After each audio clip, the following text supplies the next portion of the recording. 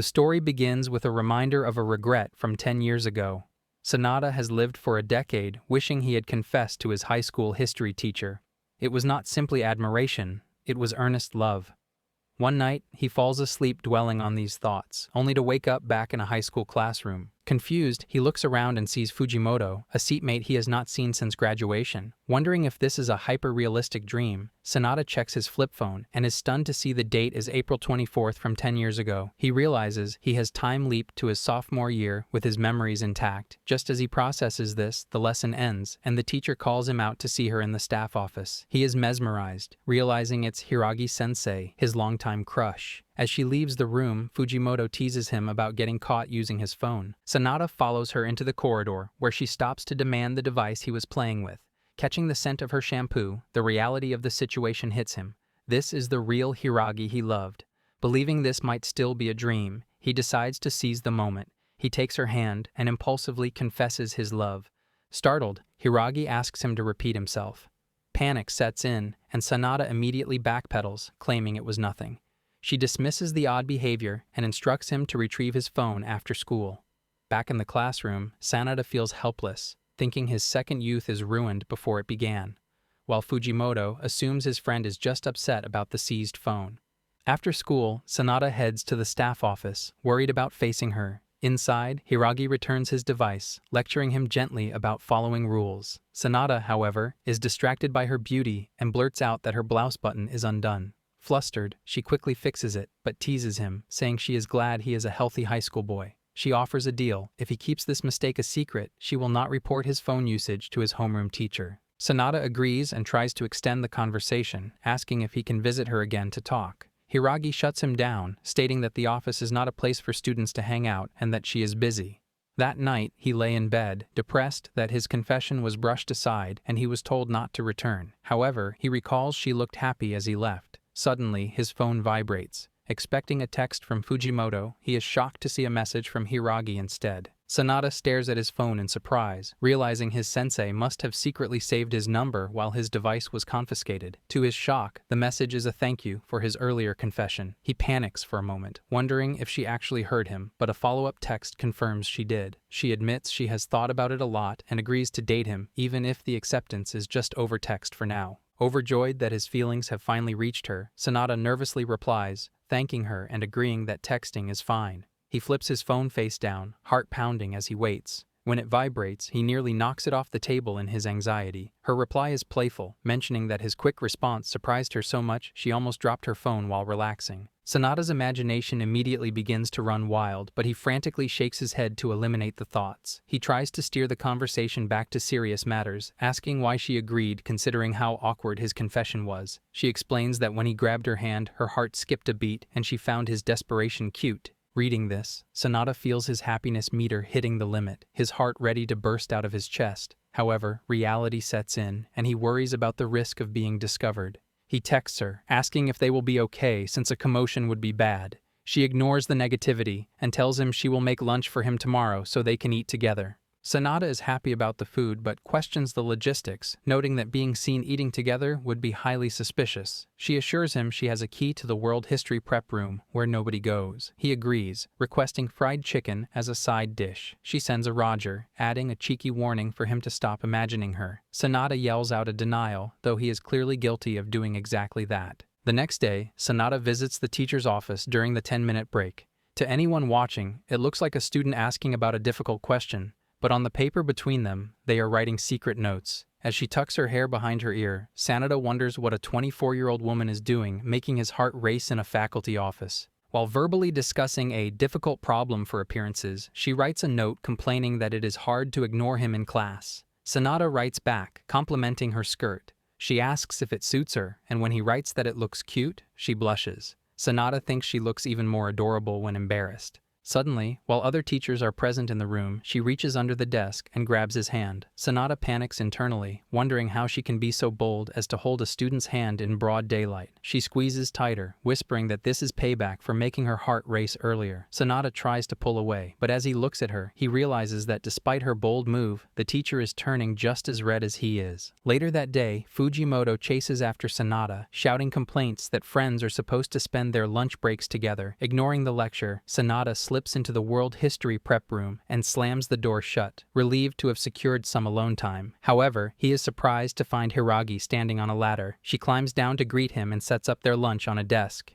Sanada comments that he finds women who can cook very attractive, causing Hiragi to blush and call him naive. However, when he opens the lunchbox she prepared, he is baffled to find it filled to the brim with nothing but fried chicken. When he points out the lack of balance, she playfully pokes his cheek, arguing that the lemon seasoning provides enough refreshment. Sanada mentally notes that despite her mature appearance, Hiragi is actually a massive airhead. Hiragi opens her own lunch, which is perfectly normal, and starts eating. Sanada realizes there are no chopsticks with his box. She admits she left them out on purpose and picks up a piece of chicken, telling him to open wide. Sanada feels like he could die of happiness as she feeds him. She continues to share her own side dishes, feeding him a piece of octopus next.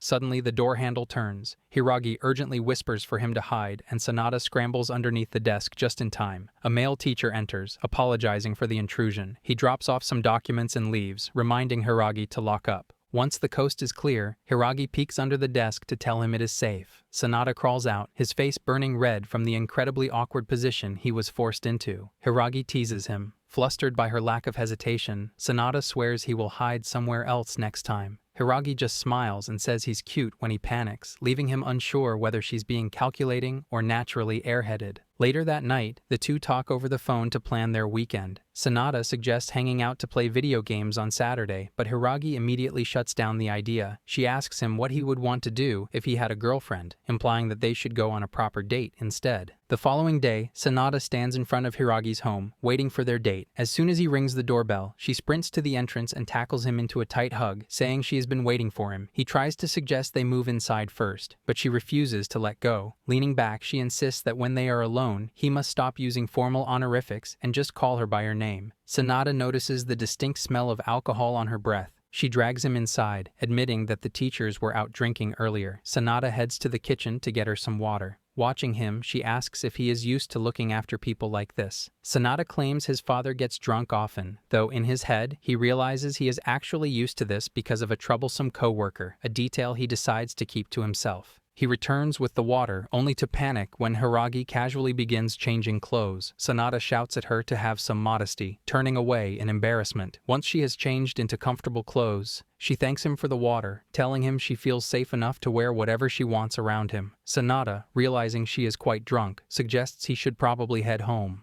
Hiragi refuses to let him leave and suggests they sleep together. Reluctantly, Sanada joins her, but stiffly announces he will not make a move on a drunk person, worried that people might misunderstand the situation.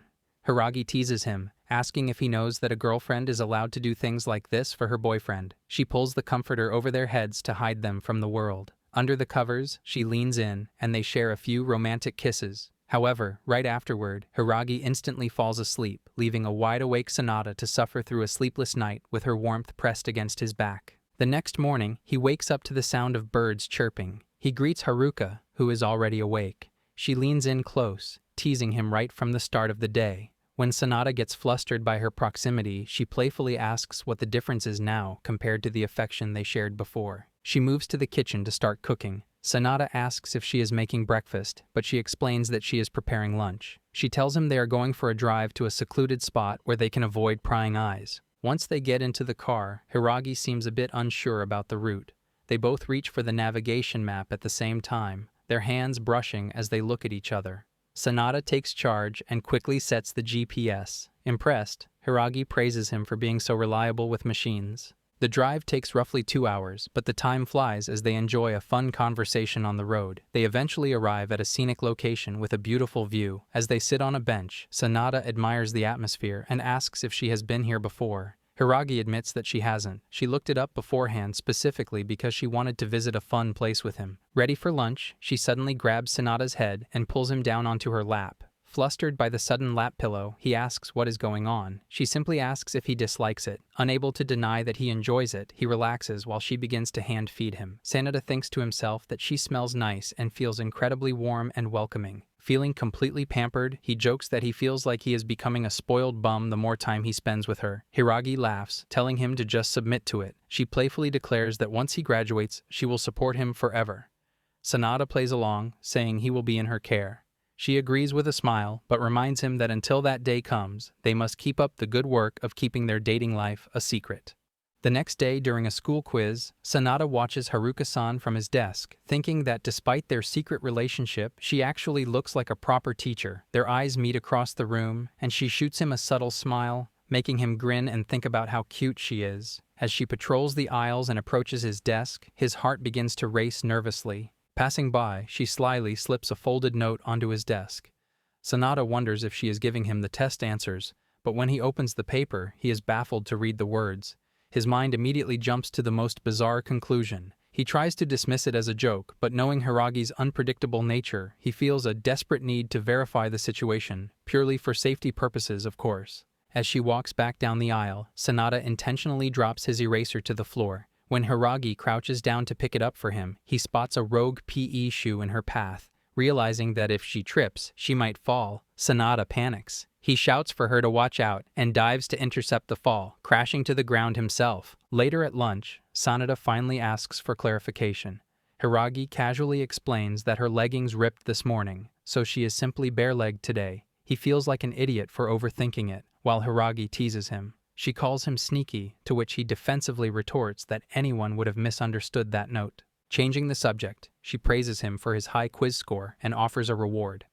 Sanada declines, sincerely saying he did well only because her lessons are easy to understand and he doesn't want to miss a single word she says. Hiragi is taken aback by the heartfelt compliment, but quickly spoils the moment with a harsh, self-deprecating remark that leaves him annoyed. One day during PE class, the teacher orders the students to pair up for passing practice. Sanada freezes, instantly recognizing this specific date. This was the day he humiliated himself by missing an easy shot by a mile, earning him a cruel nickname from the girls in his class. Dread fills him, and he mutters to himself, wondering if he should fake an illness to escape the impending embarrassment. Suddenly, a voice calls out from the stairs. It is Haruka-san, claiming she had some spare time and decided to come watch. The mood instantly shifts as all the boys get excited. She encourages the class to do their best, but Sanada notices her gaze is fixed specifically on him when she wishes him luck. The encouragement works a little too well. Fujimoto declares that today is the day he finally gives his all. The other boys join in, making ridiculous anime-style speeches about unlocking their true power now that a beautiful teacher is watching. Sanada panics, realizing that if he doesn't escape, his disgraceful side will be exposed right in front of Hiragi. However, he notices her holding a camera. When some female students ask if she is seriously filming a PE class, she claims it is for a graduation nostalgia video. Sanada smiles wryly at the excuse, noting that the camera lens has been pointed exclusively at him since she pulled it out. The game begins, and Hiragi cheers enthusiastically from the sidelines. The boys, misunderstanding who she is cheering for, play with their heart and soul. Sanada wants to look cool too, but panic sets in when the ball bounces his way, the memory of his past failure rushing back. Just as he prepares to kick, Hiragi shouts, "Lead with your left hand." Confused by her giving basketball advice during a soccer game, Sanada is momentarily distracted. His body moves on instinct and he accidentally scores a perfect goal. Hiragi cheers, calling him amazing, but the victory is short-lived. Fujimoto, consumed by jealousy, screams that he will bury Sanada in darkness. He unleashes a powerful drive shot directly into Sanada's face, knocking him out cold. Later, he opens one eye to find Hiragi looking down at him. He asks where he is, and she explains he is in the nurse's office. He realizes he is currently resting his head on her lap. She smiles, telling him he looked really cool out on the field. Sanada humbly insists it was just luck, but she says she doesn't care how it happened. Assuring him that the curtains are closed and no one else is there, she leans in close. Suddenly, a girl's voice calls out from the hallway, looking for her big brother. Sanada instantly recognizes the voice as Sana.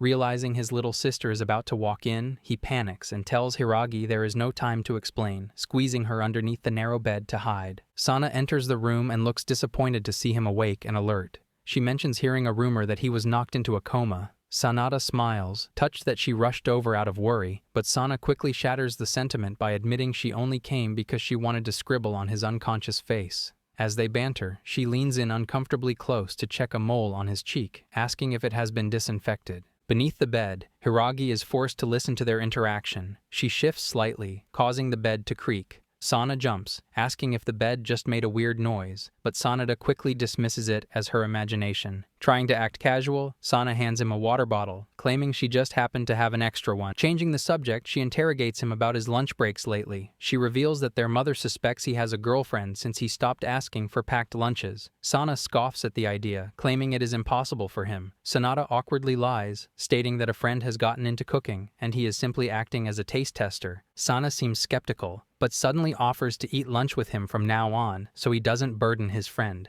Sanada is confused by the sudden proposal until he connects the dots. Sana failed to make friends in her own class and is lonely. When he points this out, she fiercely denies it, claiming she has 100 friends. However, he sees right through the lie and feels a pang of sympathy, imagining her eating alone. Despite feeling bad, he has to decline her offer for today since he already has plans with Haruka-san. Sana hides her disappointment and leaves as the bell rings, warning him not to be late. Once the coast is clear, Sanada calls Hiragi out. She crawls from under the bed, commenting that Sana seems like a good girl, though clearly just a kid at 15. Sensing Hiragi is feeling a bit jealous and insecure about the age difference, Sanada tries to hurry to class. However, she ignores the time, whispering that she wants to stay like this just a little longer. After school, Sanada walks past the cafeteria and spots Sana eating lunch all by herself, looking incredibly lonely. The sight weighs heavily on his mind as he heads to the prep room. There, he rests his head on Hiragi's lap, who insists he needs to take it easy since he was knocked unconscious earlier. As she hand-feeds him, Sanada jokes that he feels like a baby chick. In response, she playfully holds a French fry in her mouth and leans in, challenging him to take it. They share the fry, but their faces end up far too close, leaving them both red-faced. Recovering from the moment, Hiragi asks about Sana. Sanada confirms that his sister is indeed a loner. Hiragi wants to help, but admits she still wants to prioritize their time together. Sanada suddenly has an epiphany and suggests the home economics club as the perfect solution. Later, Sanada approaches Sana with the idea. She immediately dismisses the club as boring, but Sanada presses on, teasing her for being a loner who just goes home to play games. Sana retorts that she reads manga, not games, but he argues it is the same thing and insists the club would help her make friends. She fires back that he has no friends either, to which he childishly lies about having 100 of them. When he reveals that he is also planning to join the club, Sana's attitude shifts. She realizes this means they could walk home together and grudgingly agrees to give it a look, claiming she cannot help it if he cares about her that much. However, she becomes suspicious of his sudden interest in her social life. Sanada cannot admit that Hiragi is the advisor, so he vaguely mentions that there is only one other member she could befriend. Hearing this, Sana's eyes light up with a realization. She loudly accuses him of having ulterior motives, convinced he is joining solely because he has a crush on this mysterious other member. Sanada realizes she has completely misunderstood the situation, but since it gets her to the club, he decides not to correct her as they head to the club room together. Peeking into the club room, Sana spots the sole member and rudely comments on how plain she looks, wondering what she could possibly be having fun with all by herself. Sanada immediately chastises her, asking if a loner like her really has the right to judge others. Ignoring her complaints, he leads them inside. The girl inside flinches, clearly startled by their sudden entrance. Sanada introduces himself and asks if they can observe the club. The girl, introducing herself as Kanata, nervously stands up and mutters that there isn't much to see since they don't do any real activities. From behind the door, Sana notices that Kanata is actually playing a video game. She whispers to her brother, asking what game it is, but he tells her to go ask Kanata herself. Just then, the other door opens, and Hiragi enters, announcing that she is the new advisor for the club. Kanata bows politely. Sana, still hiding, asks who the woman is. Sanada loses patience and drags his sister out from behind the door. Sana protests his bossy behavior, but her attitude shifts the moment she gets a good look at Hiragi. Struck by the teacher's beauty and maturity, Sana instantly decides to join the club, abandoning her earlier hesitation. On the walk home, Sanada tries to encourage Sana by pointing out that she and Kanata share a common interest in video games. Sana brushes this off, her mind focused on something else. She tells Nissan that she got chills watching Hiragi-sensei, claiming her instincts tell her the sensei has a crush on him. Sanada panics internally, wondering if he was too obvious, but Sana's reasoning is purely based on a look. She warns him that Hiragi is a middle-aged woman and his sensei, so doing anything with her would make her a criminal. Sanada snaps back, correcting her that Hiragi is older, not middle-aged. Sana finds his defensiveness over the specific terminology weird and suspicious. She praises Hiragi's mature figure. Sanada scoffs and teases Sana for still dressing like a kid. Embarrassed, Sana calls him a pervert, but he calmly points out that he sees the laundry at home. Flustered, she vows to change her style someday, only for him to remind her that she still shops with their mother, making that impossible. With Kanada, Sana, and Sanada officially part of the Home Economics Club and Hiragi appointed as the advisor, the group begins their activities.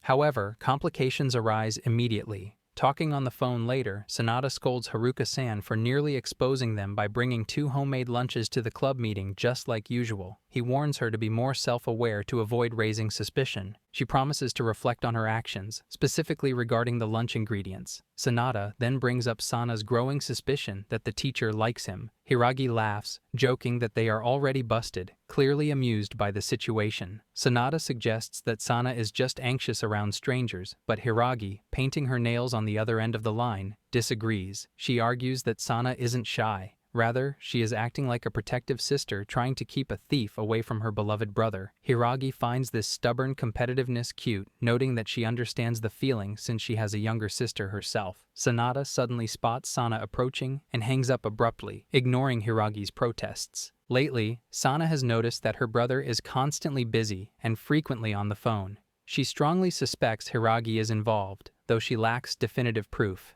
Her frustration grows as she thinks that an attractive adult woman like Hiragi should find someone her own age to date instead of getting involved with her student. Walking into the club room, Sana finds her brother fast asleep in his chair. She calls out, warning he'll miss lunch, but he doesn't stir. Suspecting he's teasing her, she threatens to blow a kiss if he keeps pretending. She leans close, but just then, the club room door slides open. Hiragi greets them cheerfully, and Sana jumps back, panicked that she might look too close for comfort. Sanada is shaken awake by Sana, who scolds him for oversleeping. As his eyes focus, he notices something is different. Sana is wearing makeup, and her hair is cut short. When he questions her appearance, she casually replies that she is heading to work. Confused, he glances at his phone and realizes it is a modern smartphone. He deduces that he has somehow slipped forward in time. He questions why they are living together, recalling that he should be living alone in this future timeline. Sana reminds him that he was the one who invited her to move in when she started working nearby. She dismisses his confusion as morning grogginess and rushes out the door. Left alone, Sanada wonders if his actions in the past changed the future, and if so, why is he living with his sister instead of Hiragi? Panicked, he tries to call Hiragi to find out the truth. Instantly, the scene shifts. He finds himself back in the club room, his hand frozen mid-air as if holding a phone.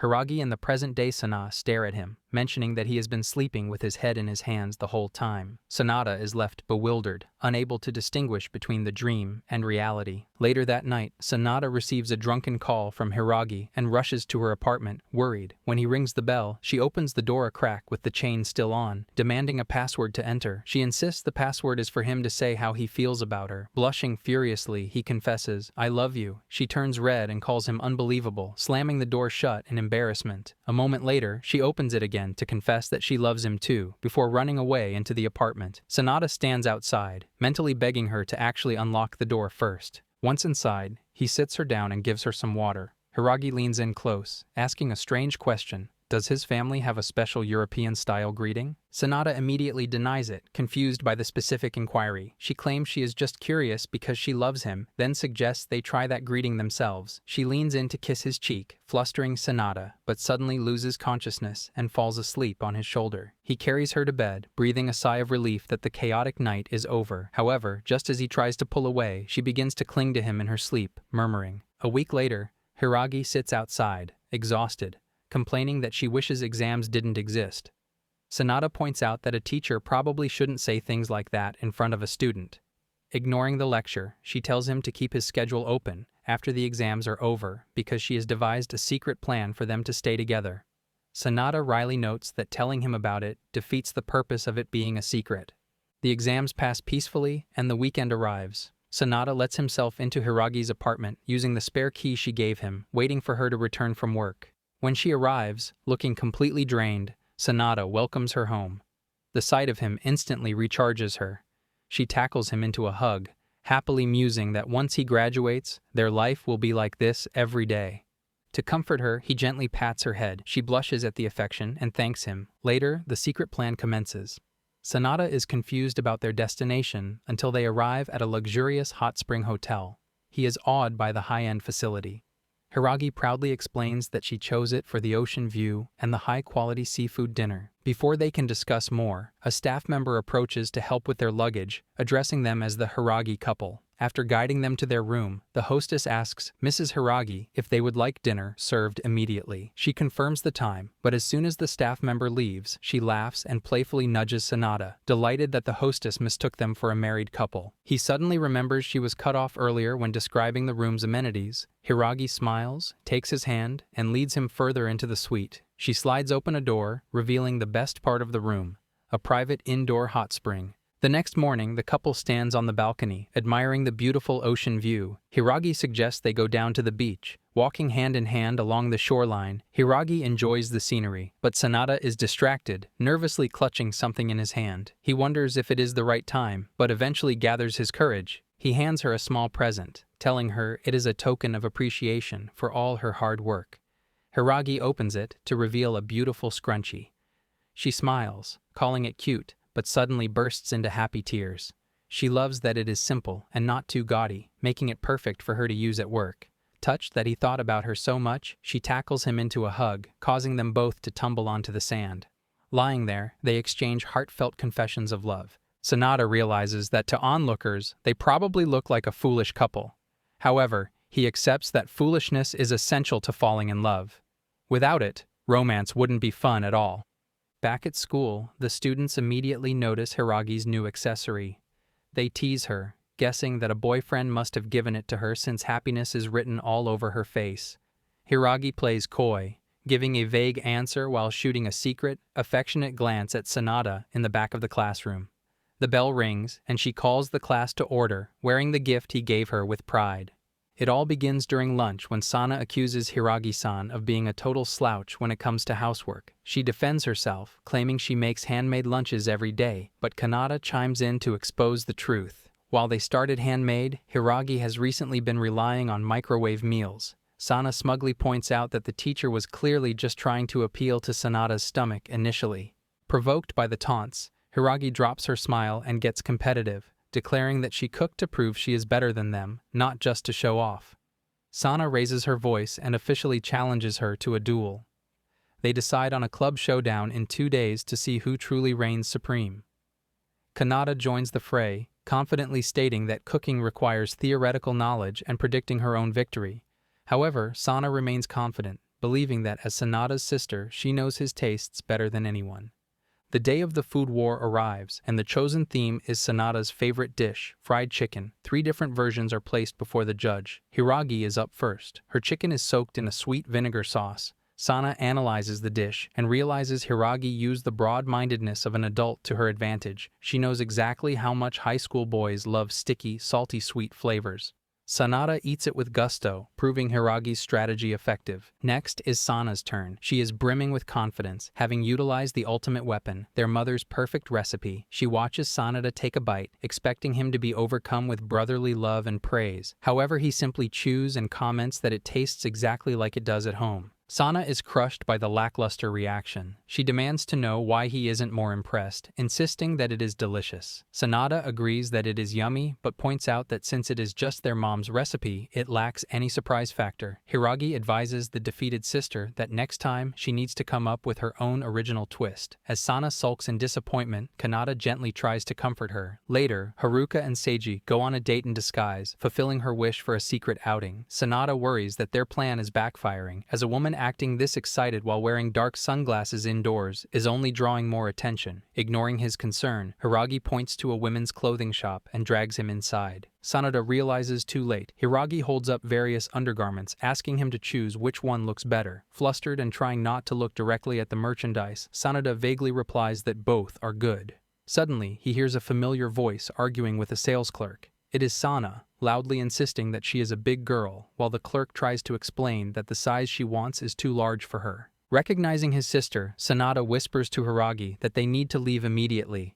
However, before they can escape, Sana spots them and shouts out to her teacher. Hiragi panics, awkwardly claiming she is not Hiragi, while Sanada mentally facepalms at her terrible acting. Hiragi whispers to Sanada that running away now would look even more suspicious, so they stand their ground. Sana approaches, peering closely at Sanada's disguise. To his immense relief, she assumes he is just Hiragi's boyfriend and does not recognize him. Sana explains that she is buying new underwear because her brother makes fun of her current ones. Hiragi, seizing the opportunity to tease, asks if she is buying them to show Sanada. Sana clarifies that she doesn't want to show him, but rather doesn't want to free him of his duty. Hiragi gives Sanada a judgmental look, and he shakes his head frantically. Sana keeps complaining that the clerk keeps suggesting smaller sizes. To end the conversation, Sanada disguises his voice and tells her to imagine she'll grow quickly. Sana's eyes light up at the advice. Feeling inspired, she runs back to argue with the clerk again. Once she is gone, Hiragi teases Sanada about checking his sister's clothes, ignoring his protests that it is a huge misunderstanding. Later that night at home, Sanada sits in his room, relieved they survived the close call. Suddenly, Sana knocks and barges in before he can answer. He shakes his head and tells her she's still just a kid. Sana protests loudly, insisting he shouldn't underestimate her super high school level spirit.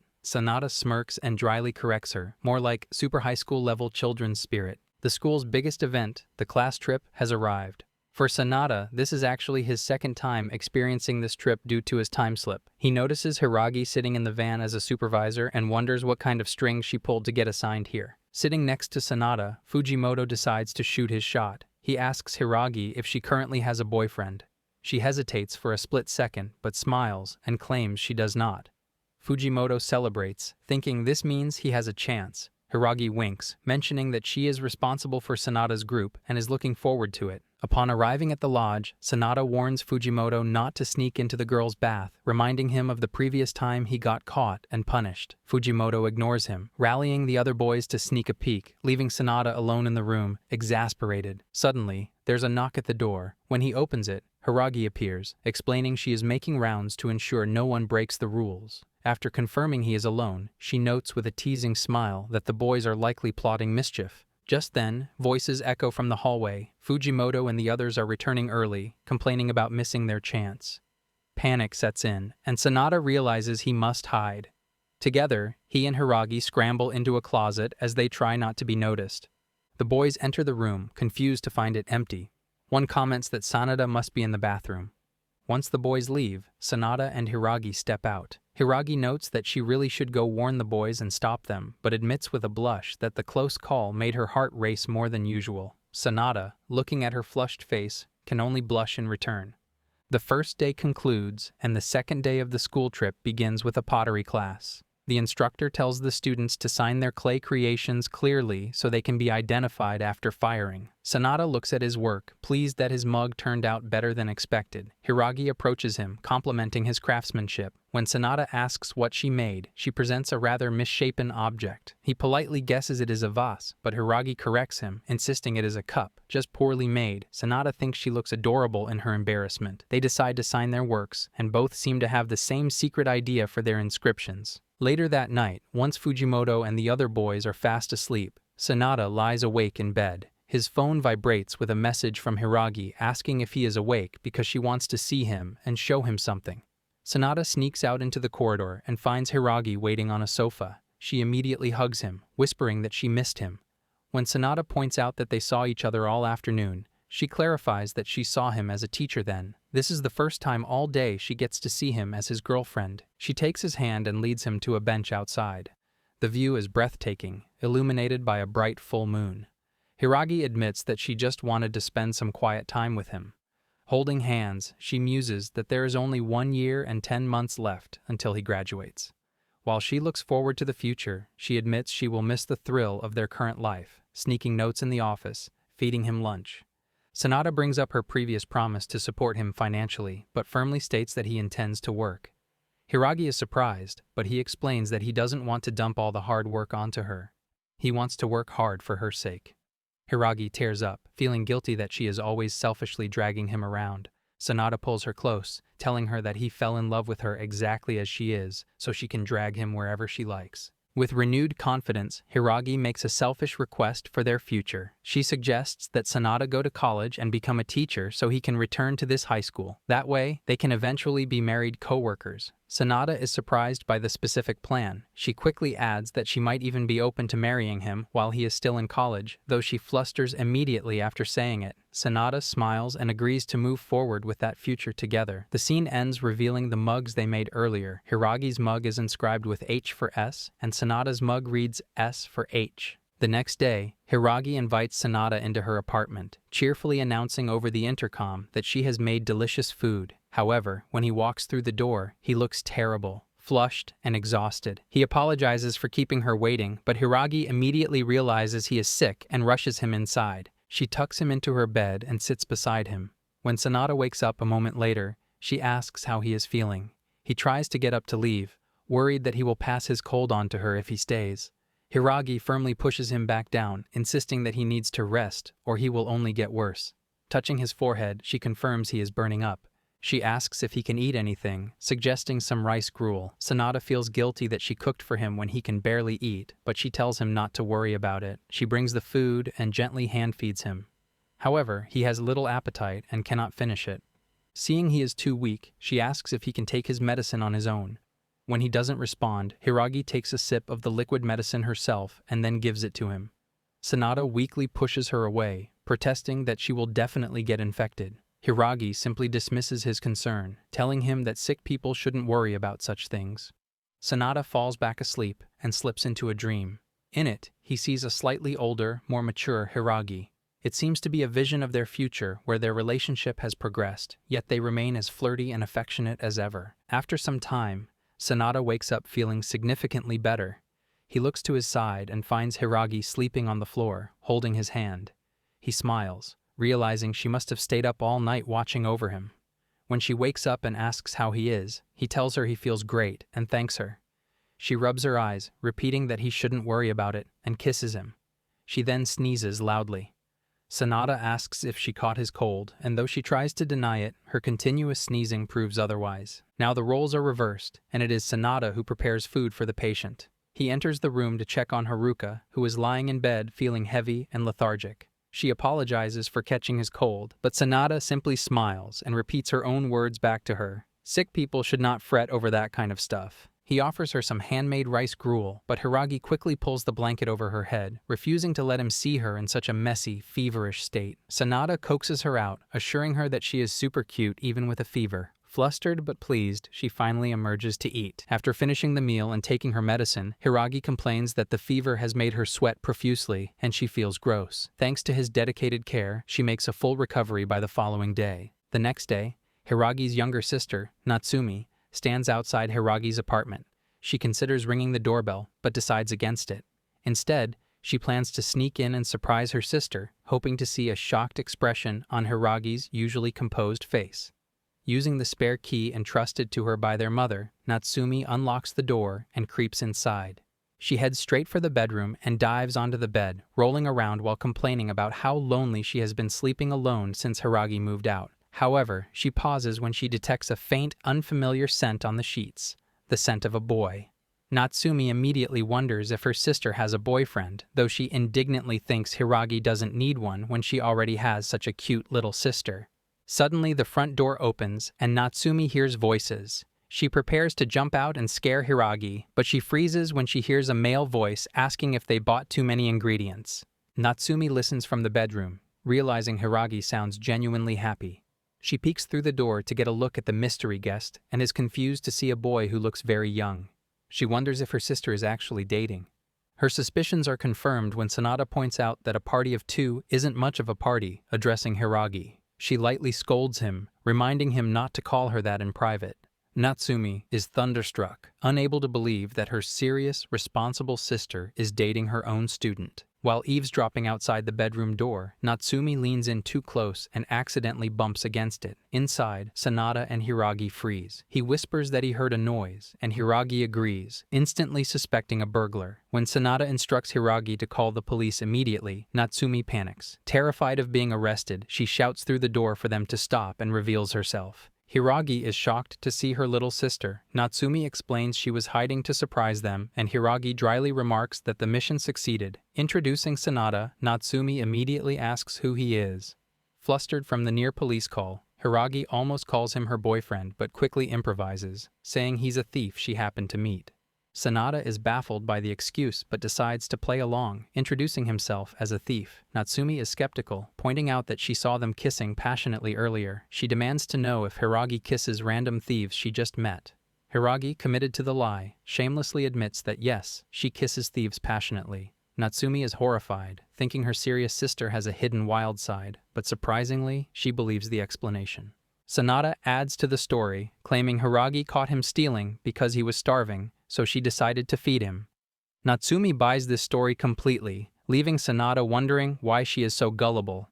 Later, Sanada prepares to leave. Natsumi sternly warns him never to steal again. Sanada apologizes and promises to reform. As he walks out, Natsumi suspiciously points to his bag, noting it looks like an overnight bag, but Sanada quickly deflects and escapes. As he walks down the street, Sanada thinks that Natsumi is actually quite sharp despite her gullibility. Suddenly, Hiragi runs up behind him. She explains she told Natsumi she was bringing him something he forgot so she could sneak out to say goodbye. She apologizes for the chaos, but Sanada laughs, saying it was cute compared to his own sister. Hiragi smiles and leans in, but Sanada stops her, pointing behind her. Hiding behind a telephone pole, Natsumi is watching closely, muttering under her breath that there better be no more surprises. A week later, Natsumi walks down the street, still pondering the bizarre events of the previous week. She finds it difficult to believe that a thief broke into Hiragi's house, yet seemed so well-mannered. Even stranger was how taken Hiragi seemed with him. He didn't seem like the type to stoop to thievery. Shaking off the confusion, she decides there is no point in overthinking it and resolves to pay Hiragi another surprise visit today. Her mission is interrupted when she spots a stray cat. Instantly mesmerized, Natsumi picks it up, asking where it came from. The cat meows and affectionately licks her nose, tickling her. However, a passing bicycle rings its bell loudly, startling the animal. The cat hisses and leaps out of her arms, landing on a high perch unreachable. Natsumi apologizes to the cat and tries to coax it back down. She grabs a branch from a nearby bush and waves it like a toy, but the cat ignores her. Desperate, she crouches on the ground and starts meowing loudly, trying to communicate in cat language. While she is making a fool of herself meowing at a wall, Hiragi approaches from behind and calls her name. Natsumi turns around, relieved to see her. Upon seeing her sister acting strangely in public, she deadpans, "Sorry, I thought you were someone else," and starts to walk away. Natsumi chases after her, yelling for her to stop pretending. Once they arrive home, Hiragi scolds Natsumi, telling her to contact her beforehand next time. She also admonishes her for her strange behavior in the park, adding that she is just glad no one was around to see it. Natsumi apologizes and promises to be more careful. Hiragi opens the fridge, noting that if she had known Natsumi was coming, she would have bought dinner. Since there is nothing prepared, Hiragi smiles and suggests they make curry together. Natsumi lights up at the idea. Hiragi teases her, asking if she still likes it sugary sweet, but Natsumi insists she is grown up enough to handle mild spice now. They search for ingredients, and Natsumi spots the onions. Hiragi suggests that Natsumi handle the chopping. She is shocked that she has to do the cutting but takes the knife. Hiragi stands behind her, guiding her hand and teaching her how to relax and cut the onion in half safely. As they cook, Hiragi comments on how much Natsumi has grown, recalling how small she used to be. Once the food is ready, they sit down to eat. Natsumi praises the curry, though Hiragi humbly insists it is just a regular recipe. Glancing at the calendar, Natsumi notes that it is already July and asks if teachers get summer breaks. Hiragi giggles, enjoying the casual chatter. When Natsumi asks if something's funny, Hiragi shakes her head, saying she's just happy. It's been a long time since they spent time together. To bond more, Natsumi suggests they take a bath after doing the dishes. They wash up, helping each other like when they were kids. The space is tight but cozy. Suddenly she gets serious and asks, "Hiragi, are you and that thief dating?" Natsumi finally drops the act and bluntly asks Hiragi if she is dating the thief. The older sister is shocked, but Natsumi reveals she has already confirmed it through observation. She lists the evidence: 2 cream puffs in the fridge, a heart drawn on the calendar, and a second bottle of shampoo in the bathroom. She notes it would be suspicious if they both smelled the same. Hiragi tries to make an excuse, but Natsumi cuts her off, pointing out that the thief story was clearly a lie, as Sanada is the only boy she has ever had so much fun talking to. Natsumi admits that despite the age gap, she approves because Sanada seemed poised and reliable during their earlier encounter. She declares that if Hiragi truly loves him, she will support them. Natsumi asks for confirmation one last time. Hiragi looks down and quietly admits that he is indeed her boyfriend. Hearing this, Natsumi bursts into tears, shouting that she should have been told sooner. Hiragi admits she thought her sister would be against it. Natsumi assures her that she would never oppose her happiness and begs her not to hide things, as the secrecy hurts more than the truth. The sisters share a tearful hug. That night, as they lie in bed, Natsumi apologizes for crying. Hiragi smiles, telling her that hearing her support made her truly happy. They exchange heartfelt declarations of love before drifting off to sleep. The next day, Hiragi prepares for a drinking party with teachers from another school, worrying about embarrassing herself. Sanada offers mature advice, telling her that if she feels she has crossed a line, she should apologize immediately face to face.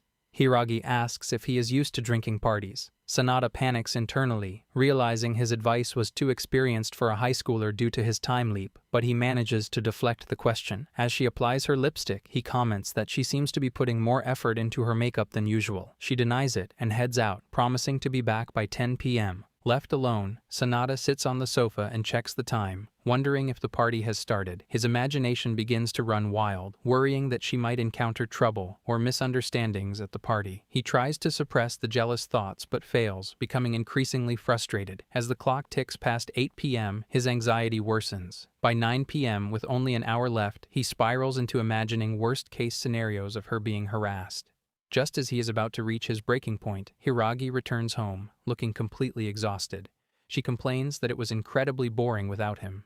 Overwhelmed with relief, Sanada rushes over and embraces her briefly, relieved she is safe. When she asks what happened, he smiles and dismisses it. She suggests they have an after-party together at home, and he happily agrees. Sanada walks down the street, reflecting on how Hiragi told Natsumi about their relationship. He feels relieved that Natsumi offered encouragement rather than opposition, unlike his own sister, Sana, who struggled with a math quiz and was stuck in extra classes. A tennis ball rolls to his feet, and he briefly glances at the girls playing tennis before shaking his head and continuing on his way. On Saturday, Sanada visits Hiragi, who greets him warmly. He jokingly asks why she decided to wear something so casual today. She laughs and explains that she noticed him watching the tennis club practice the other day and wanted to see if he would notice something different. Sanada tries to defend himself, claiming he was just observing the practice, but she sees through the lie. She teases him about being curious and asks if he always pays so much attention to details. He blushes, realizing he can't hide his curiosity, and admits that he does notice little things about people and their surroundings. Hiragi giggles and shakes her head, saying he's impossible. The two of them laugh together, enjoying the playful banter and the light-hearted tension between them. During a summer swimming class, Sanada warns Fujimoto that his intense glaring at the girls will earn him a silly nickname. Fujimoto retorts that he is living in the moment and calls Sanada Captain Trunks. He tries to distract himself by counting, but keeps glancing at the girls. Hiragi appears with a camera, claiming she is filming to preserve memories. When a girl asks if boys will see the footage, Hiragi jokes that she will put black bars over the girl's eyes, which Sanada notes makes it look even funnier. Hiragi winks at Sanada, but the other boys misunderstand the gesture and get excited to show off. Sanada glances at the girls in the water again, but suddenly notices Hiragi flailing in the pool as if in trouble. Panicking, he rushes to help her. When the other boys approach to assist, they struggle. Seeing the situation, Sanada carefully carries Hiragi to the poolside, making sure she is safe and steady. On the way, Hiragi reveals she is conscious and admits this is her first time being carried like a princess. Hiragi comes home complaining about the cold. Sanada welcomes her and suggests she take a bath since dinner is not quite ready. After she washes up, they sit down to eat, and she is amazed by the quality of the food. She asks if he made the tomato sauce himself, and Sanada confirms he did because she mentioned liking tomatoes a while ago. Internally, Hiragi feels perplexed. Sanada is cool, composed, and an excellent cook. She worries that he must be popular with other women. When she asks if he cooks at home, he explains that he doesn't because his mother gets mad if he uses ingredients without permission. Unable to contain her growing insecurity, she suddenly shouts an accusation, asking if he has been acting affectionate like this with another stylish, celebrity, older, pretty lady. Sanada is confused, pointing out that she is describing their own relationship. He reassures her that he has no ex-girlfriends and that she is his first. Realizing that the stylish older lady she was jealous of was actually herself, Hiragi blushes furiously and apologizes for getting carried away by her delusions. Still curious, she asks why he is actually so good at cooking. Sanada decides to tell the truth, revealing that he is actually 27 years old and time leaped to the present. He reveals that he learned to cook while living alone and working part-time at a cafe during college. There is a brief silence before Hiragi bursts into laughter, thinking it is an elaborate character setting or joke, though she admits she would totally believe it. Sanada smiles wryly, agreeing it is a funny lie, and turns away to clean up. Noticing his sudden shift in mood, Hiragi approaches him while he washes dishes. She tells him that even if he were actually 27, she wouldn't mind. She declares that no matter what, he is still himself, and she would never change how much she loves him. She rolls up her sleeves to help him clean, but Sanada, moved by her words, kisses her. As summer comes to an end, the heat persists. Hiragi and Sanada wander the streets searching for air conditioning, but every cafe and restaurant is packed. They eventually find a small private lounge and decide to step inside to cool off. Sanada turns on the TV, but quickly switches it off when an unsuitable program appears. Hiragi reasons that they had no other option and heads to the bathroom to freshen up. When she returns, she is wearing a school uniform she found in the wardrobe, surprising Sanada. Amused by his reaction, she playfully treats the room like a fashion show, trying on several novelty outfits, including a maid costume and a qipao. Finally, she appears in an outfit resembling a teacher's attire and teasingly asks if he likes it. Sanada dryly notes that it looks exactly like what she normally wears to work. Later, the couple visits a summer festival in a neighboring town to avoid running into anyone they know. Hiragi marvels at the crowds and the colorful stalls. Unbeknownst to them, Kanata and Sana are also at the festival. Sanada notices Hiragi looking at him and compliments her, saying her yukata suits her perfectly. Hiragi thanks him and points out all the couples around them. Taking the hint, Sanada gently takes her hand, and Hiragi blushes, smiling as she intertwines her fingers with his. To break the tension, Hiragi suggests trying goldfish scooping. She prays for success, but keeps breaking the delicate paper scoops. Frustrated, she complains to the vendor, and Sanada explains that the scoops are meant to break easily. Laughing, Hiragi declares she will show the power of an adult by trying again, while Sanada playfully scolds her for being over the top. After exploring the food stalls, they retreat to a quiet park to watch the fireworks. Hiragi opens up about her worries that their secret relationship might be discovered, but she admits she wants to be with him no matter what. Sanada reassures her, promising that he will stay by her side and that his feelings will never change. Touched by his commitment, Hiragi thanks him as the fireworks illuminate the sky above them, creating a quiet, romantic moment. After work, Sanada stays behind to study in the school library. He receives a message from Hiragi asking for his location and replies that he is alone in the library. Within a minute, the door opens and Hiragi enters, loudly complaining that the room is colder than the teacher's office. She claims she needed a cool place to work and sits at the table opposite him. Sanada smiles, seeing through her excuse, and she smiles back. As she pretends to study, Hiragi mutters to herself, hinting that if a student were studying world history, she could help them with the material. Sanada dismisses the offer, joking that memorization is easy compared to Algebra 2. Undeterred, she whispers about what might appear on the post-summer break test, specifically mentioning the material around page 72. Sanada mentally notes that she is giving him helpful hints without him asking. Suddenly, Sanada feels her tapping his foot under the table. He looks down and notices she is trying to get his attention. She coughs and blushes, embarrassed by her clumsiness. Amused, Sanada smiles and teases her lightly. Hiragi shyly admits she is a bit flustered and asks if they can step somewhere quiet. They move to a corner of the library where they can talk privately, keeping their conversation and gestures wholesome. The scene ends with a light-hearted moment. The second semester begins, but the summer heat still lingers as Sanada walks to school. When he takes his seat, the boy next to him greets him with a casual, "Long time no see." Sanada stares blankly and asks who he is. The boy explodes in frustration. It's Fujimoto, sporting a dramatic new makeover. Sanada is stunned and jokingly asks why he waited so long to reveal it, while Fujimoto complains about being completely ignored. Later, Sanada tells Hiragi about the transformation. While chatting, she suggests that if Fujimoto can change his image, maybe Sanada should try something new too.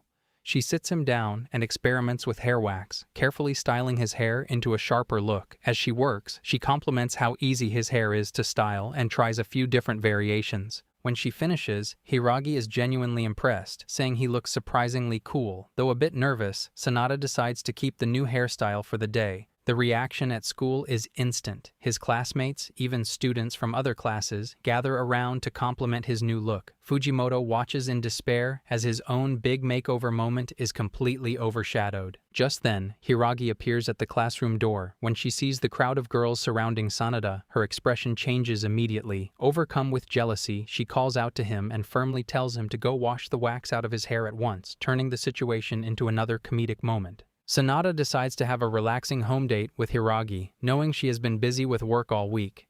He rings her doorbell, but when the door opens, he is greeted by a woman who looks different from his girlfriend. Confused, he checks the apartment number, wondering if he is in the wrong place. The woman introduces herself as Yukiko, Hiragi's older sister, and invites him in, explaining that Hiragi will be back soon. He is surprised, as he didn't know she had an older sister. Inside, Yukiko serves him a drink and abruptly asks if he is Hiragi's boyfriend.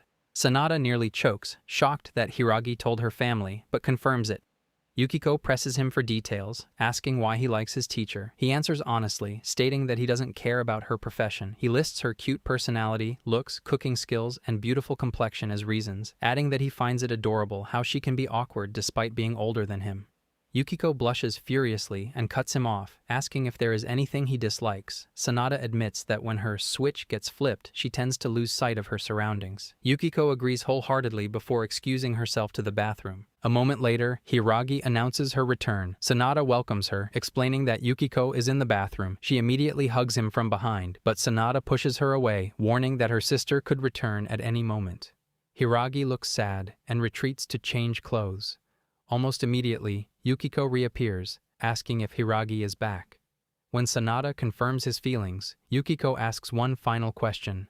Does he like Hiragi simply because he has a preference for older women? Sanada firmly replies that he chose her not because of her age, but because she is Hiragi. Yukiko says she plans to check on her sister, but Sanada stops her.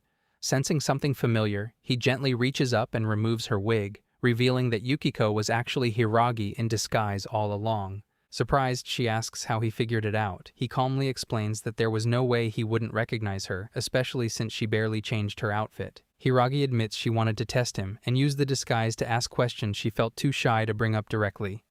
Sanada smiles, finding her insecurity more adorable than anything else, and reassures her that he didn't mind the little prank. Some days later, Sanada arrives outside a building, breathing heavily as he locates the correct address. His phone vibrates with a call from Natsumi, who asks for his location. When he confirms he is in front of the building, she informs him that the event has already started at the restaurant on the top floor, pleading with him to save Hiragi. The situation began 3 hours earlier when Natsumi called to drop a bombshell. Hiragi was attending a marriage meeting. Her parents had set it up without asking, and although Hiragi tried to refuse, they forced her into it. Sanada realized this explained why Hiragi had vaguely mentioned visiting her parents for the next 2 days. Realizing the gravity of the situation, he borrowed his father's suit, knowing he wouldn't be allowed inside otherwise, and rushed to the venue. Inside the luxurious restaurant on the 32nd floor, Sanada is seated at a table for one. He wonders if Hiragi actually comes from a wealthy family given the venue. Scanning the room, he spots her sitting with her parents and her suitor. Sanada analyzes the man and freezes. Thanks to his memories from the future, he recognizes the suitor. In 10 years, this man will be the CEO of a massive company, practically a household name. Sanada is struck by a wave of inferiority. He realizes that even if he studied his hardest and landed a job at a major company, he could never match this man's future wealth or success. He begins to question if this man could make Hiragi happier than he ever could, spiraling into doubt about why he time-leaped in the first place. Later, the suitor takes Hiragi for a walk in the roof garden. He praises the scenery and her beauty, arrogantly stating it is like a dream that such a woman will be his.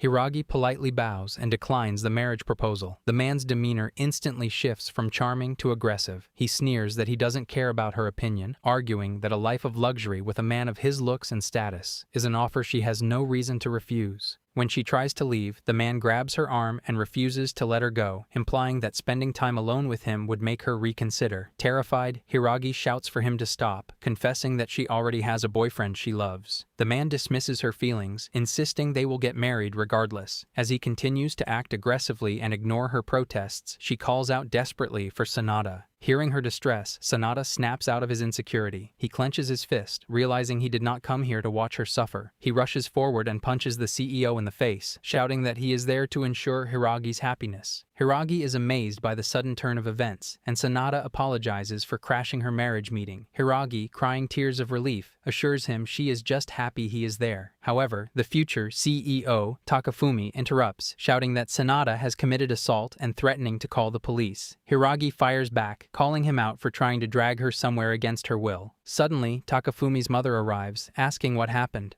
Takafumi immediately points at Sanada and whines to his mama that he was punched.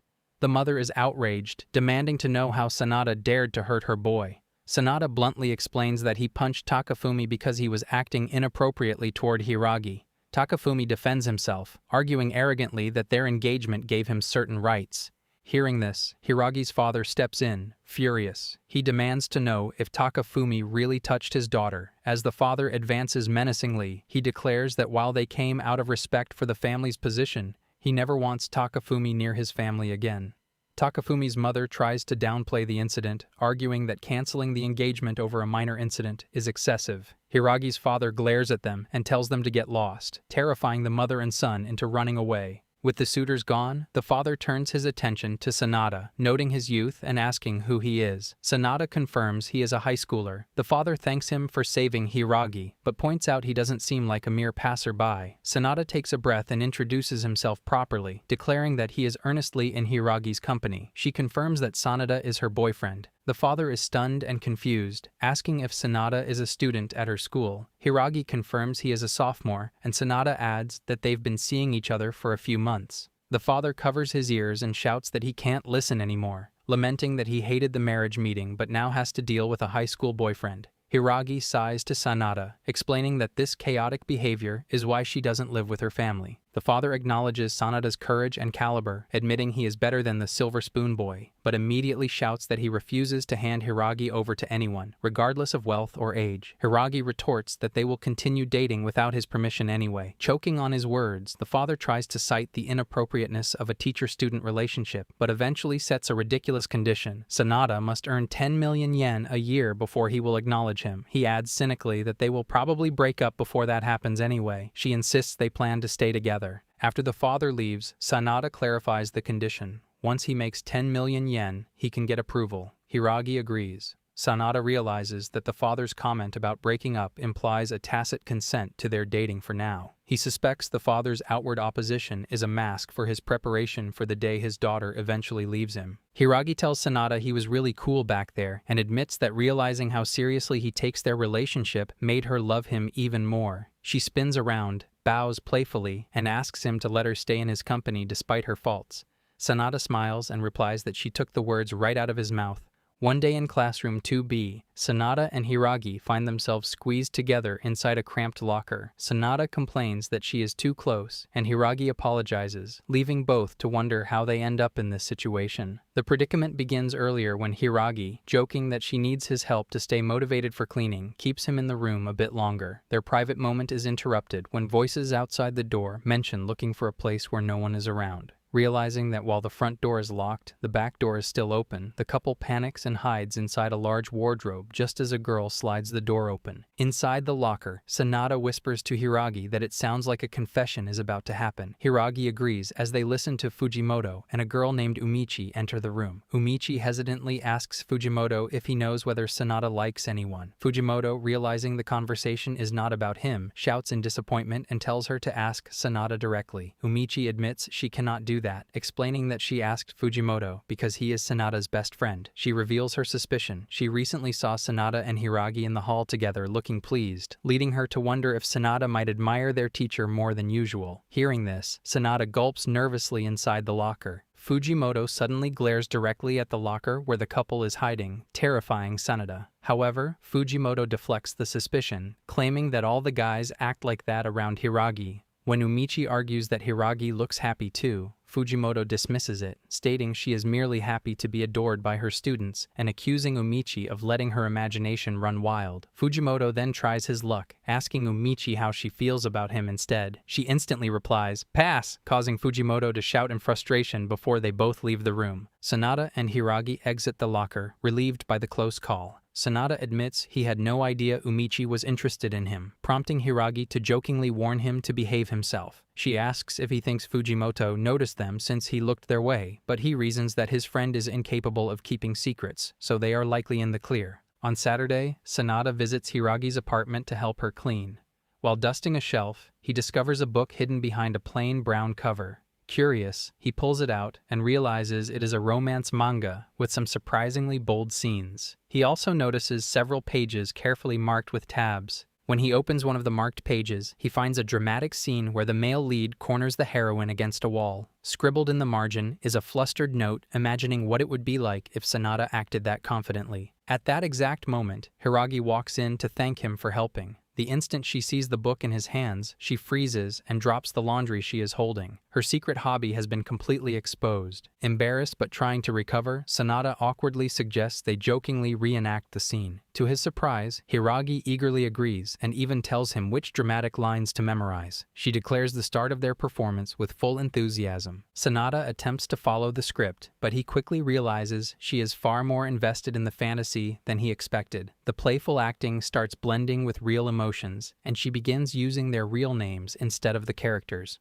When he delivers the climactic romantic line, Hiragi becomes so flustered that she forgets her next cue entirely. Instead of continuing the script, she shyly asks him to repeat the line again. Sanada realizes they have completely abandoned the original manga scene, but he repeats it anyway, smiling at how easily she gets carried away. Sanada wakes up with a strange feeling and realizes he has returned to the present timeline. He grabs his phone, determined to grasp the situation this time. Hiragi, now 10 years older but still beautiful, pops out from the door to announce breakfast. She approaches him and asks for the usual. When Sanada looks confused, she playfully scolds him for making her wait and kisses him, revealing that this is their morning routine. Over breakfast, Sanada notices that neither of them is wearing a ring and wonders if they are still unmarried. He casually suggests that he should greet her parents before they think about changing her last name. Hiragi seems hesitant, mentioning that they already told her father how they felt and that she is currently in the middle of a fight with her mother. Sanada deduces that the topic of their marriage likely caused the dispute. Later, while she is washing dishes, he hugs her from behind and insists that he needs to formally greet her parents to resolve the issue. Just as he is enjoying the closeness, Sanada suddenly time leaps back to the past, waking up mid-hug but now holding a cushion. Frustrated by the timing, he shouts out loud, realizing he is now intensely curious about Hiragi's fight with her mother. Deciding to act immediately, Sanada rushes to Hiragi's apartment unannounced. Natsumi answers the door, rubbing her eyes and scolding him for his lack of manners. Hiragi asks what is wrong since he didn't call. Sanada declares that while he told her father about their relationship, he hasn't told her mother yet and wants to go greet her at the family home. Hiragi tries to dissuade him, but Sanada insists on getting proper permission. Natsumi agrees to help, and Hiragi reluctantly consents, suggesting they strike while the iron is hot. After changing clothes, they drive to the family home. Sanada is awed by the massive size of the house. Natsumi warns him that their family is a matriarchy and that their mother is even scarier than their father. Sanada, despite his resolve, feels a wave of fear wash over him. 30 minutes into his meeting, Sanada sits nervously as Hiragi's mother glares at him with disappointment, threatens him harshly for his disrespect. The tension began upon his arrival. As the gate opened for their car, Sanada commented that he had guessed Hiragi was rich during the marriage meeting, but the scale of the estate confirmed it. Hiragi revealed that her family founded HGR Inc. Sanada was stunned. Not only did he recognize the name, but HGR was the very company he worked for before time leaping, explaining why he recognized her father. Inside, a muscular bodyguard welcomed Hiragi and Natsumi, but directed Sanada to wait in the reception room alone while the madam finished a meeting. Natsumi warned Sanada that her mother, a direct descendant of the Hiragi house, held all the authority and would do anything to protect the household. Sanada assured a worried Hiragi that he would be fine. Alone in the reception room, Sanada waits until a knock signals the mother's arrival. He bows and introduces himself politely. The mother introduces herself as the head of the Hiragi family and Natsumi's mother. She cuts to the chase asking his business. Sanada declares that despite their age gap, he and Hiragi are earnestly dating with the intention of marriage. The mother dismissively tells him to do as he pleases, stating that a daughter who doesn't listen to her parents is not needed in her house. Sanada challenges her, asking if disobedience is really reason enough to abandon her own daughter. He questions if she believes children should be obedient pets rather than individuals to be understood. Furious, the mother cups his face and threatens to rip out his tongue or tear apart his relationship with Hiragi just for fun. Sanada asks if this intimidation is how she always controls people. The mother pulls back, calling his reaction boring and his views naive, insisting that the world and running a company allow no room for such softness. She asserts that the noble Hiragi lineage must not end and that an outsider like him couldn't understand. Sanada counters, shouting that he doesn't need to understand company management or lineage if those things are prioritized over her daughter. When she claims she is the house and must uphold its honor, Sanada accuses her of using tradition as an excuse to force her own path onto Hiragi. He suggests she is actually jealous of Hiragi's freedom and challenges her to abandon her pedigree and find freedom herself if she is so envious. Stunned into silence, the mother eventually tells him he knows nothing. Sanada reaffirms that he came for Hiragi's sake because he loves her. Impressed by his guts and maturity, she calls for Hiragi. When Hiragi enters, her mother announces that while the house's direction won't change, the strict adherence to tradition will end with her generation. She tells Hiragi that Sanada made her realize various things and that she has found a good man. In an emotional moment, the mother apologizes to Hiragi for everything she put her through. They hug, and the mother asks if they can make more time to talk from now on. Crying, Hiragi agrees. Watching them, Sanada smiles, certain that a happier future awaits them all. Cha. At home, Sanada challenges Hiragi to a game of Othello. Hiragi points out that he is terrible at the game, reminding him that he has never beaten her even once. Sanada acknowledges this internally, but proposes a high-stakes bet. Whoever loses must do whatever the winner commands. Hiragi is surprised but agrees. Sanada is confident, eager to show off the results of his secret training with Sana, and selects the black pieces while she takes white. The game begins, and Sanada feels optimistic, wondering if she can still beat him with his new knowledge. However, he notices that Hiragi is surprisingly quiet and focused. Trying to break the tension, he asks what she intends to command if she wins. Hiragi simply smirks in a way that Sanada finds genuinely terrifying, leaving him unsettled by her silent grin. As the game progresses, Sanada realizes he is cornered and at a huge disadvantage. Fearing the unknown punishment and imagining embarrassing punishments, he decides he has no choice but to use his trump card. He asks Hiragi to make him some coffee. Hiragi agrees and heads to the kitchen. Seizing the opportunity, Sanada frantically flips several pieces on the board to shift the advantage. When she returns a minute later with the coffee, he thanks her, trying to act casual despite being drenched in nervous sweat. Hiragi glances at the board for a second, then looks directly at him. She calmly states that cheating is not good. Sanada is busted immediately. Hiragi points out every single piece he flipped, revealing she remembers the board state perfectly. Sanada apologizes profusely, begging for mercy. Hiragi calls him a cheater and declares that he will be punished harshly. She offers to forgive him only if he accepts 3 commands instead of 1. Sanada has no choice but to agree. For her first command, she requests a princess carry. He lifts her into his arms. For the second command, she asks him to kiss her, which he does. Finally, for the third command, she leans in and shyly whispers something into his ear. In the prep room, Hiragi asks if he is participating in the next event. He confirms that he is, but promises he will be cheering for her as well. Blushing, she vows to do her best. The sports festival moves to the next event, the student versus teacher obstacle course race. Fujimoto, serving as the commentator, introduces the lineup. In lane 4 is the studious teacher Hiragi, and in lane 5 is Sana, the school's #1 athlete. Sana declares she won't hold back, and Hiragi retorts that she doesn't intend to lose either. From the crowd, Sanada cheers for both of them.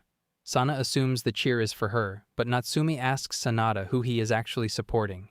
He admits that since Sana is naturally athletic, he is rooting for Hiragi because she needs the encouragement. Natsumi agrees, noting that her sister has never been particularly sporty. The race begins, and Sana immediately breaks away from the pack. She swiftly crosses the balance beam, earning cheers from the girls for her speed and slender legs, which embarrasses her. Fujimoto announces that Hiragi is trailing in second place. Natsumi attributes her sister's effort to the power of love, while Sanada notes she is faster than expected.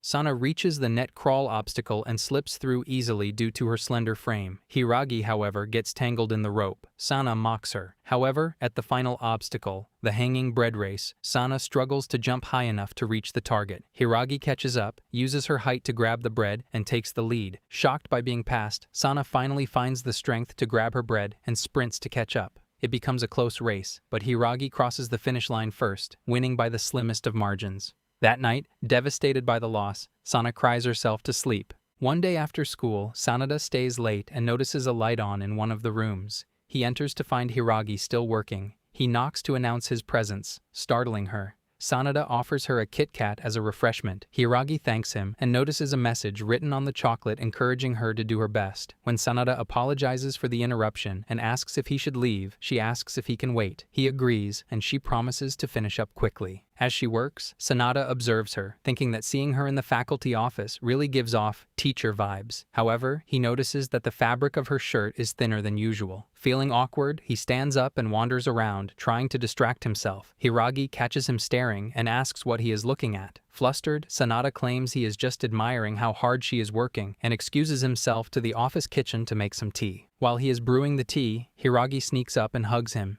She presses him to reveal what he could see, threatening to tease him if he doesn't answer.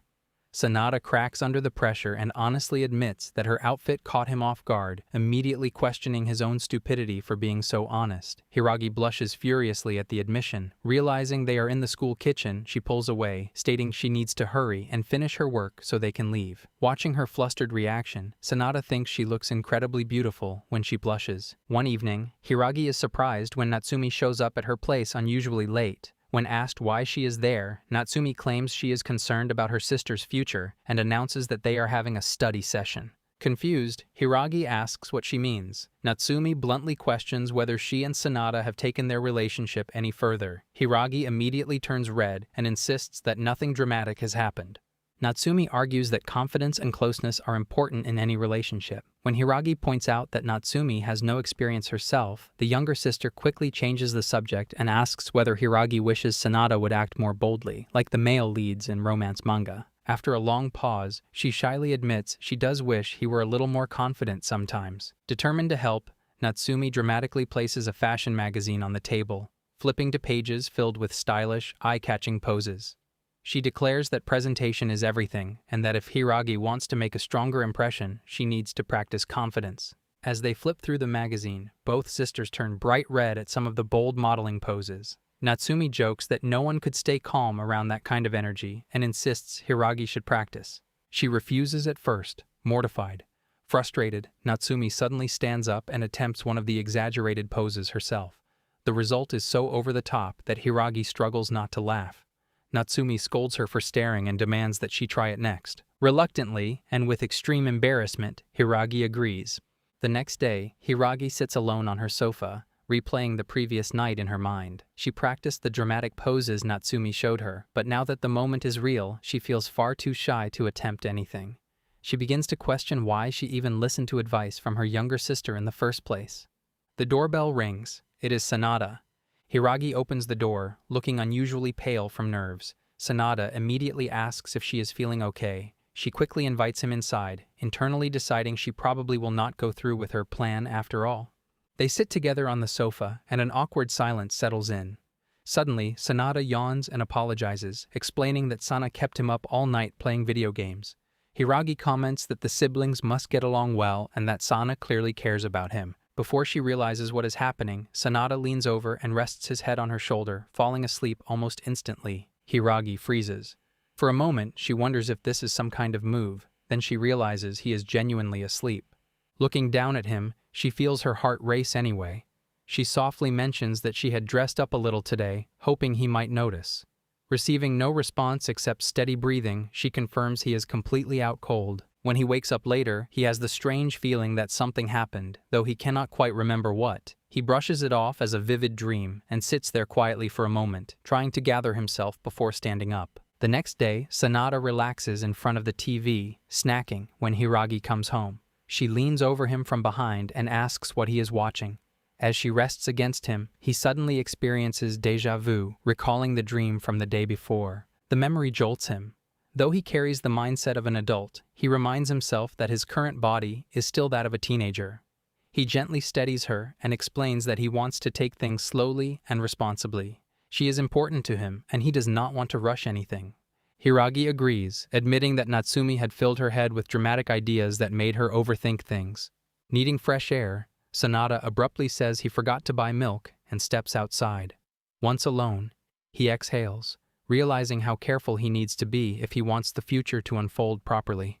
As he walks, he senses someone trailing him. Turning around, he spots a small girl poorly hiding behind a vending machine. After a brief back and forth of her awkward attempts to conceal herself, he suddenly appears behind her and asks if she is looking for someone.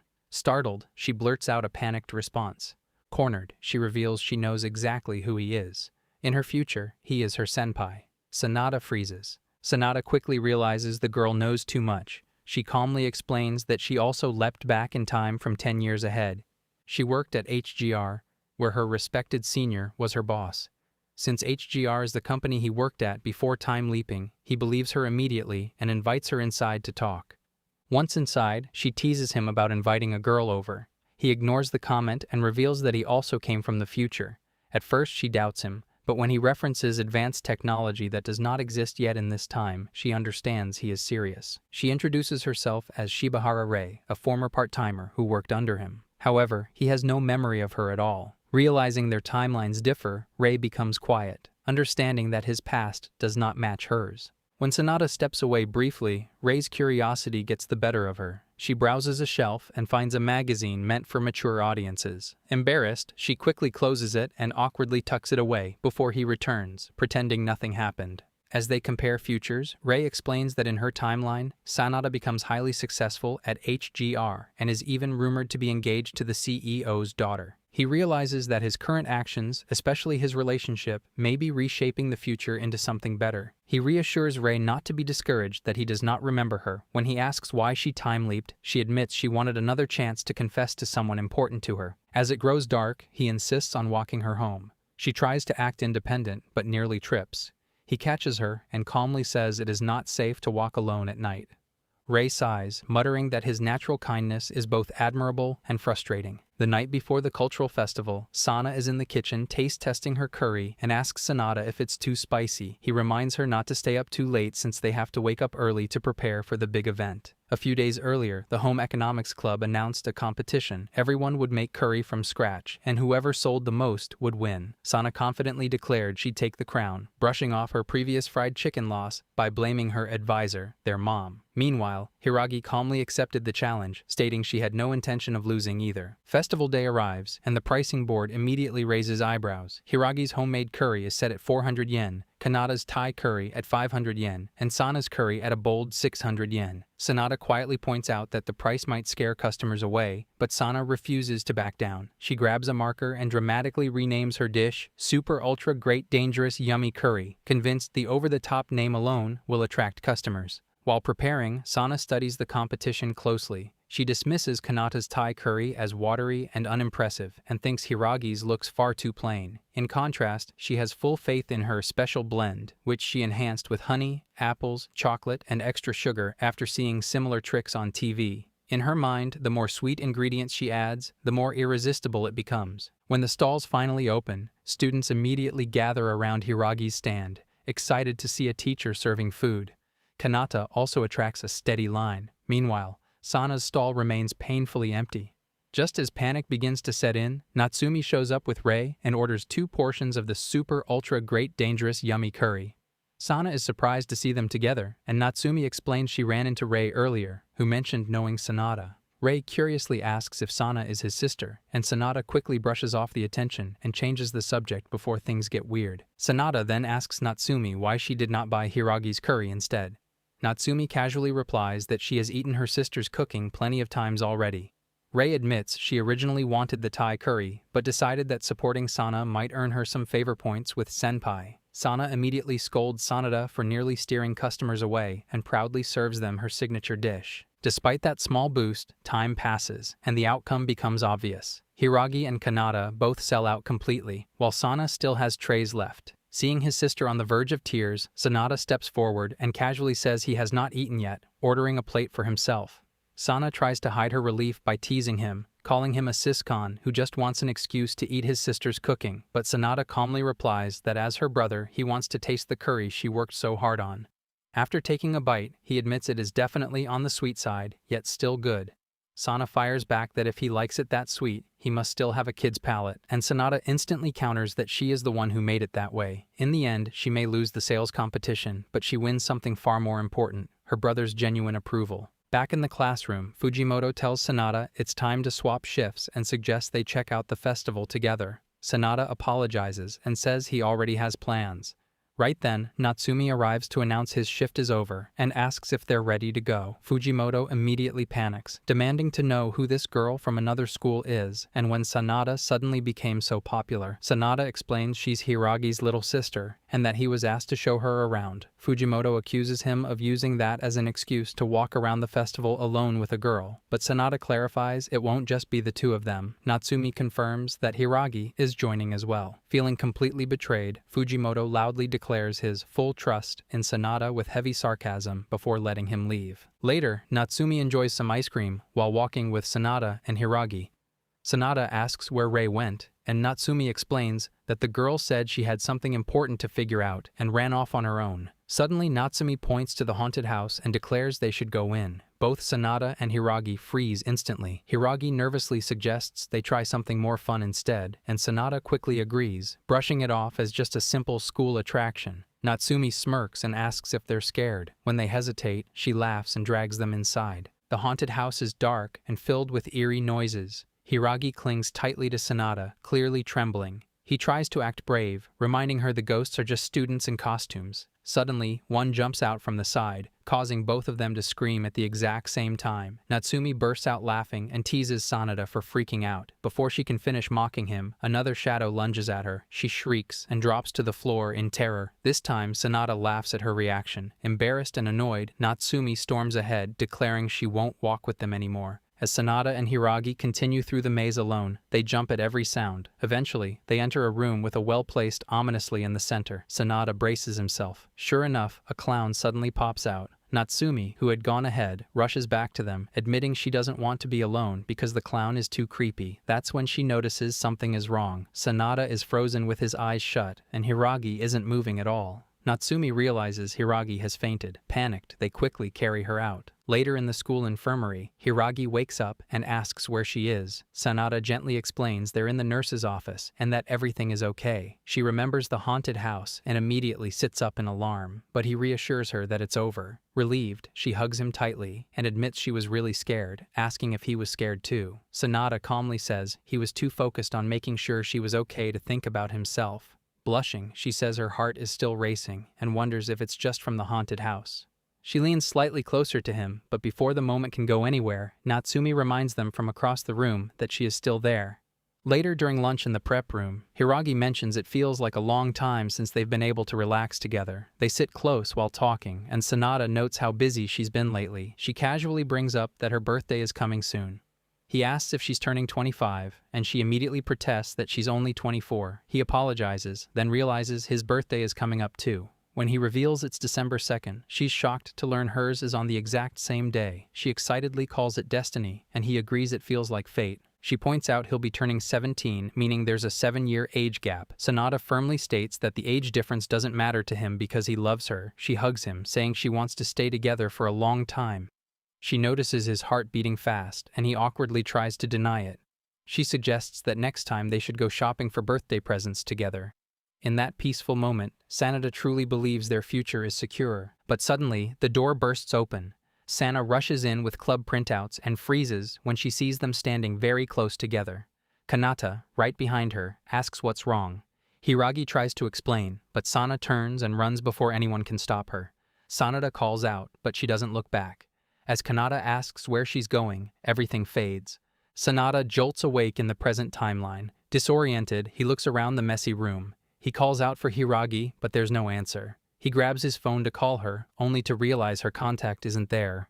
A chilling realization hits him. The future has changed. Suspecting the timeline shifted because Sana discovered the relationship, Sanada tries to contact her, but he realizes he doesn't even have her number. He calls his mother instead. She sounds confused, reminding him that he and Sana have been estranged since a major incident in high school. Even after college, they never repaired things. Eventually, their parents decided to let the siblings handle it themselves. Shocked, Sanada realizes something must have gone terribly wrong that day. Determined to understand, he contacts Kanata and meets her in the present timeline, now both adults. After brief small talk about her job at a cleaning company, she asks why he really called her. Sanada admits he hasn't spoken to Sana in years and doesn't know how to fix it. Kanata tells him she knows exactly what happened. When he desperately asks what he could have done differently, the atmosphere shifts. Kanata gently asks if he would consider being with her instead. She tells him she wouldn't let him suffer like this. Sanada softly stops her and apologizes, saying there has been someone he's loved since high school. Kanata smiles faintly, saying she was only testing him. His unwavering answer proves he hasn't changed. She advises him to show those same steadfast feelings to Sana and assures him things will work out. She writes something down and hands it to him, explaining that Sana likely distanced herself out of guilt. Before he can ask what she means, she quickly leaves. Outside, Kanata walks alone, tears streaming down her face as she quietly blames the rain for hiding them, even though the sky is clear. Suddenly, Sanada finds himself back in the prep room, returning to the exact moment he had left.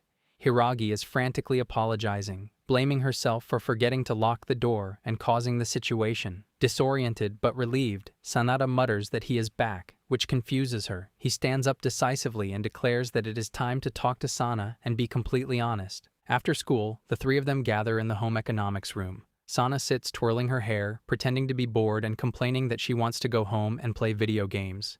Hiragi pleads with her not to be difficult. Sanada cuts straight to the point, telling his sister that he is dating Hiragi, not casually, but because he genuinely cares for her.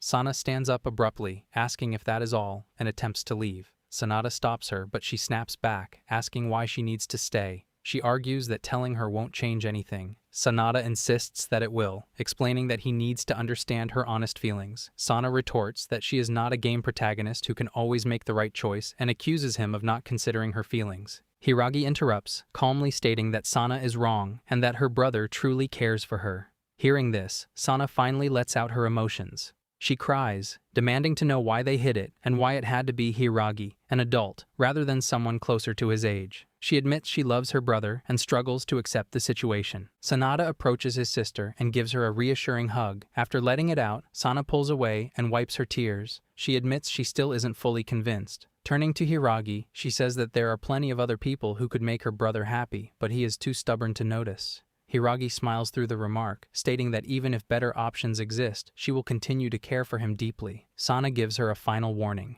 If she ever hurts her brother emotionally, she will not forgive her. Hiragi solemnly accepts. Later that night, Sanada receives a message from Hiragi, asking if everything worked out, and he replies that it did, finally feeling confident that their future is secure. On December 2nd, Sanada and Hiragi go out to buy birthday presents for one another. Sanada breaks the silence to ask how Sana is doing. Hiragi admits that his sister hasn't left her room since the revelation. She explains that the news came suddenly and Sana needs time to process her feelings. Hiragi adds quietly that she has been thinking a lot about the situation as well. When Sanada asks what is troubling her, she dismisses it as nothing. Suddenly, Sanada time leaps. He wakes up to Rei shouting at him for not paying attention. Surprised, he calls her by her full name, causing her to blush. Realizing he has leaped to the future, Sanada excitedly asks about his life. Assuming he successfully married Hiragi, Rei gently corrects him. In this timeline, he is engaged to Natsumi, not Hiragi. Sanada is stunned. Natsumi arrives, mildly scolding Rei for teasing him. Rei jokes lightly, but Sanada is focused on the situation. Natsumi explains that the engagement is mostly a formality to manage the family company and that the arrangement is not romantic. Sanada realizes that no matter how he changes the past, he still ends up separated from Hiragi. He asks for details about their split. Rei explains that the breakup happened during Christmas of his sophomore year, initiated by Hiragi. Rei then asks him seriously whether he will always hold on to the person he truly loves. When Sanada affirms this, she tells him that if he doesn't give up, his feelings can still be realized. She warns him that his past self is at a fork in the road and must choose carefully. With her guidance, Sanada leaps back to his high school bedroom. He notices a shopping bag with a scarf on his bed, realizing that if he isn't careful, he could lose Hiragi and remain distant from Sana. A knock sounds at the door. His sister's voice says she left something, and when he checks, he finds a letter from Sana explaining she still needs time to sort out her feelings but wishing him a happy birthday. Holding the letter, Sanada wonders what his next move should be. In class, Sanada tries to piece everything together. He recalls all his time leaps and every attempt to prevent the breakup. His phone vibrates with a message from Hiragi, asking him to meet on the rooftop after school for an important talk. Sanada realizes the critical moment has arrived. On the freezing rooftop, Hiragi apologizes for summoning him. She notices the scarf she gave him and smiles sadly. Closing her eyes, she admits that she cannot stop thinking about Sana's feelings. She worries that because Sanada is still physically a student, he may meet someone else in the future who is more suitable. She expresses concern that continuing their relationship might cause pain for Sana, Natsumi, and those around them. For these reasons, she feels they should end their romantic relationship for now. Sanada listens quietly. Instead of arguing, he accepts her reasoning with one condition. She must promise that if she ever meets someone who makes her truly happy, she will choose them. He returns the scarf to her and walks away. Hiragi collapses to the ground, and Sanada weeps quietly by the school gate, heartbroken despite understanding her logic. Later in the classroom, Sana bursts in, upset that her brother has been hurt. She confronts Hiragi angrily. Hiragi admits the breakup, and Sana demands to know if Hiragi's feelings were ever genuine. When Hiragi tries to explain, Sana insists that even if the relationship does not directly involve her, her brother's pain matters. She blames Hiragi for causing unnecessary heartbreak. Other teachers intervene to stop the argument. Hiragi accepts responsibility to protect the student. As a result, Sana receives a stern warning, while Hiragi faces the consequences. By the start of the third semester, it is announced that Hiragi is transferring to another school. Sana tearfully informs Sanada, blaming herself for driving Hiragi away. Sanada reassures her it is not her fault and declares that he will continue to care for Hiragi. With that resolution, he realizes that his time leaps have finally come to an end. One day, guests at a church whisper excitedly about Hiragi finally getting married, curious about the groom, who is rumored to be a promising young employee.